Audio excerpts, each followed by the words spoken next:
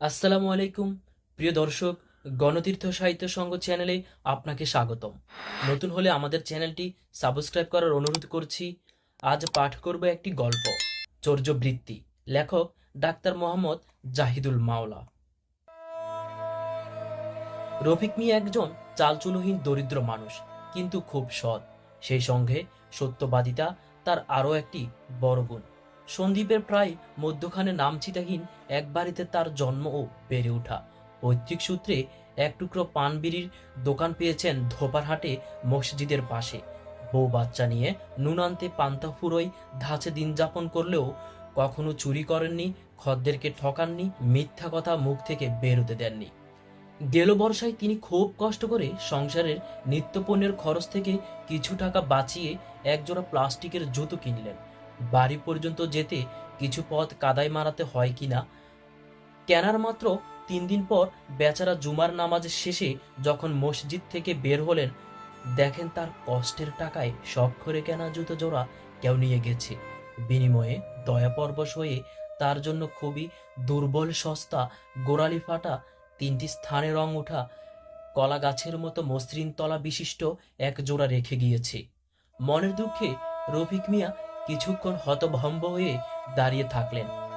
চোরের রেখে যাওয়া জুতো পরে ধীর পায়ে বাড়ির দিকে রওনা হলেন, আর মনে মনে বলছিলেন, আল্লাহ যেন চোরকে সঠিক পথে হেদায়েত করেন। এই একজোড়া জুতো কিনতে গিয়ে তার পরিবারকে টানা 3 দিন শুধু মোটা ডাল আর অর্ধেকটা ডিমের তরকারি খেয়ে প্রতি বেলা শুকর গুজার করতে হয়েছে।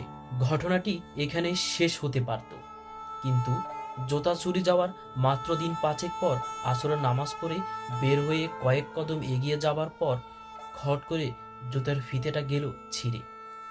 এখন তাকে নাঙ্গা পায়ে বাড়ি যেতে হবে। পায়ের দিকে তাকিয়ে রফিক মিয়া চোখের জল সংবরণ করতে অনেক চেষ্টা করেও পারলেন না।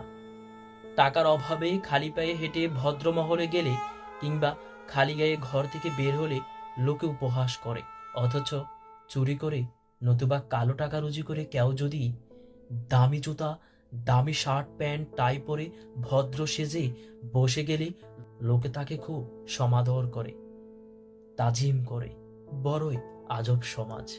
কিছুদিন পরে দেশের ছাত্র জনতা প্রবাসীদের এক অবিস্মরণীয় বিপ্লবের মধ্যে দিয়ে ব্যাপক জাগরণ তৈরি হলো। দেশের আনাচে কানাচে অবাধ, সুষ্ঠু ও নিরপেক্ষ নির্বাচনের পরিবেশ তৈরি হবে হবে বলেও একটা ভাব তৈরি হয়েছে। দরিদ্র পানবিড়ি বিক্রেতা রফিক মিয়া রাজনীতির তেমন কিছুই বুঝে না, ঠিকমতো নিজের নামটাও লিখতে জানে না। বিপদে পড়ে নিজের নাম সই করতে গিয়ে কতবার যে রসিক লিখে ফেলেছে সে নিজেও জানে না। সবচেয়ে বড় বিপত্তিটা ঘটেছিল তার বিয়ের দিন। কাবিননামায় রফিককে রসিক লিখতে গিয়ে অতিরিক্ত মানসিক চাপে একটার স্থলে 2টা লিখে দিয়েছিল। ফলে নামটা হয়ে গেল রশিশিক। এখন থেকে এই নামেই তাকে আজীবন সংসার করে যেতে হবে। যেহেতু সামনে নির্বাচন, তাই এবার সে ঠিক করলো বুঝে শুনে একটা ভোট দিবে, কিন্তু কাকে দেওয়া যায়। বাড়ি গিয়ে বিবির সঙ্গে আলাপ করলো। বিবির পরামর্শ, সন্দীপে এতদিন বহু লোকের শাসন, বিচার, অভিভাবকত্ব দেখেছি, কিন্তু আপনার ওই কষ্টের টাকায় কেনা জুতো জোড়া যখন চুরি গেল, তখন মনে হলো কেউ কখনো চেষ্টাই করেনি। এইখান থেকে চুরি, বাটপারি, মানুষকে ঠকানো, মিথ্যা বলা, চাঁদাবাজি করা এসব বন্ধ করতে, কিংবা পোলাপানগো ঠিকমতো শিক্ষিত করা, মানুষ করার মতো উদ্যোগ নিতে। তো এইবার যখন সুযোগ হইতেছে, তাই এমন কাউরে ভোটটা দিব যেই বেড়া নামাজি হইব, কিন্তু আবেদালির মতো না, মিথ্যা কইতো না, আমাগর মতন গরিবরা ন্যায় বিচার পাইব, কেউ কারো লাখ টাকা পরি থাকতে দেখলেও চুরি করত না। স্কুল কলেজে পোলাপানগো নষ্ট রাজনীতির বদলে ভালা মানুষই শিক্ষা দিব। সন্দীপের হিন্দু মুসলমান সবাইরে ন্যায়ের চোখে মানুষ হিসেবে দেখব। গল্পটি থেকে একটি প্রশ্ন, রফিক মিয়ার দোকানটি কোন হাটে? উত্তরটি কমেন্ট বক্সে জানাবেন। ধন্যবাদ সবাইকে।